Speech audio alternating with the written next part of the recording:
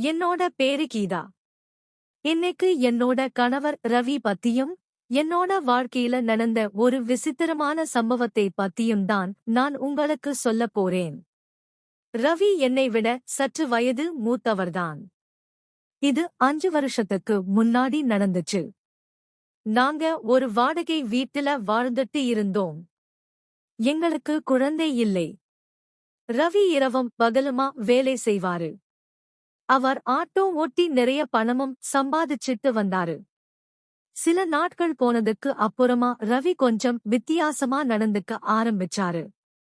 அவர் வீட்டு விஷயங்களை அதிகமா கவனம் செலுத்துறதே இல்லை. சரியான நேரத்துக்கு வரதில்ல. வீட்டுக்கு தேவையான பொருட்கள கூட அவர் ஆர்வம் காட்டவே இல்லை. வீட்டுக்கு அவசரமா வந்து வேக வேகமா கிளம்பி போயிருவாரு. அவர்கிட்ட இந்த வித்தியாசமான நடத்தை என்னோட மனசுல சந்தேகத்தை ஏற்படுத்துச்சு. ஒரு நாள் நைட்டு அவர் தூங்கும்போது நான் அவர்கிட்ட இதை பத்தி பேச முயற்சி பண்ணேன். ஆனா அவர் எதுவுமே சொல்ல தயாரா இல்லை. அவர் என்கிட்ட, "உனக்கு என்ன குறைச்சல்? சொல்லு. நான் வெளியில கடுமையா உழைச்சிட்டு இருக்கேன். எனக்கு நிறைய டென்ஷன் இருக்கும். நீ என்ன மேலும் தொந்தரவு செய்யாத." இன்னும் ரொம்பவே கடுமையா பேசினாரு. அவருக்கு நான் என்ன தொந்தரவு கொடுக்கிறேன்னு எனக்கு புரியவே இல்லை. நான் அன்போட, "உங்களுக்கு என்ன கவலை? என்கிட்ட சொல்லுங்க" ன்னு கேட்டேன். உடனே அவர், "எனக்கு எந்த டென்ஷனும் இல்லை.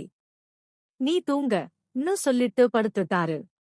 நான் தூக்கத்துல இருந்தப்போ அவர் பின்னால வந்து என்னை கட்டி அணைச்சாரு.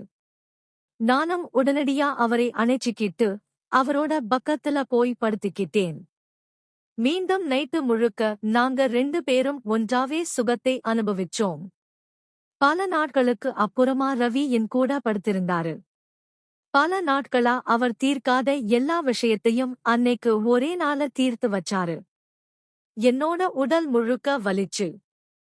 காலையில நான் சீக்கிரமா எழும்பல.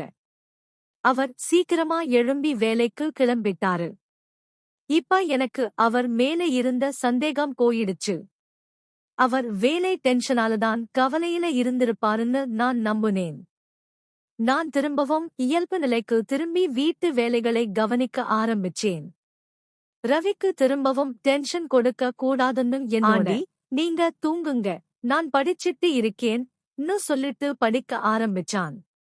"உங்களுக்கு தூக்கம் வந்தா நீங்களும் தூங்குங்க, நாள் முழுக்க வேலை செஞ்சதுனால எனக்கும் சோர்வா இருக்கு" ன்னு சொல்லிட்டு நானும் படுத்துட்டேன். நான் தூக்கத்துல இருந்தப்போ யாரோ என் மேல கை வைக்கிற மாதிரி ஒரு உணர்வு ஏற்பட்டுச்சு. நான் அரைகுறை தூக்கத்துல இருந்தேன். என்னோட கண்கள் மூடப்பட்டிருந்துச்சு. ஆனா என்னோட மனசு முழுவதும் அமைதியா இல்லை. என்னோட உடல்ல ஒரு மெல்லிய ஸ்பரிசம் பட்டுச்சு. ஒரு விரல் மிக கவனமா, மென்மையா என்னோட கையிலும் தோளிலும் நகர்ற மாதிரி இருந்துச்சு. முதல்ல அது கனவா இருக்கும்னு நினைச்சேன். ஆனா அந்த ஸ்பரிசம் தெளிவா உணரப்பட்டப்போ என்னோட மனம் விழித்துக் கொண்டது. நான் மெதுவா என்னோட கண்களை திறந்தேன். ரூம் இருட்டா இருந்துச்சு. வெளியில இருந்த தெருவிளக்கோட மங்கிய வெளிச்சம் என்னோட ரூமுக்குள்ள வந்துச்சு. நான் மெதுவா தலையை திருப்பி பார்த்தேன். சூர்யா என்னோட கட்டில உட்கார்ந்திருந்தான்.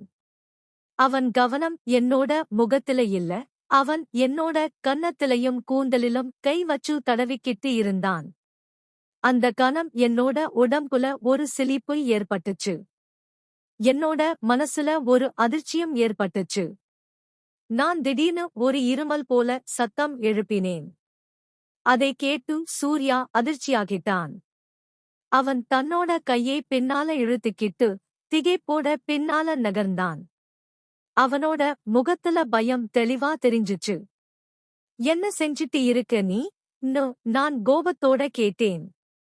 அவன் பயந்துகிட்டே, "இல்ல ஆண்டி, நீங்க தூங்கிக்கிட்டு இருந்தீங்க, உங்களோட முடி கண்கள்ல விழுந்துச்சு." அதை நான் விளக்கினேன். "வேறு எந்த எண்ணத்திலையும் நான் இதை செய்யல" ன்னு சொன்னான். நான் அவனை வச்சக்கண் வாங்காம பார்த்துக்கிட்டே இருந்தேன். என்னோட மனசு ஒரு குழப்பத்துல இருந்துச்சு. அவன் வெறும் பையன். ஆனா அந்த ஸ்பரிசத்துல ஏதோ ஒரு வித்தியாசம் இருந்துச்சு.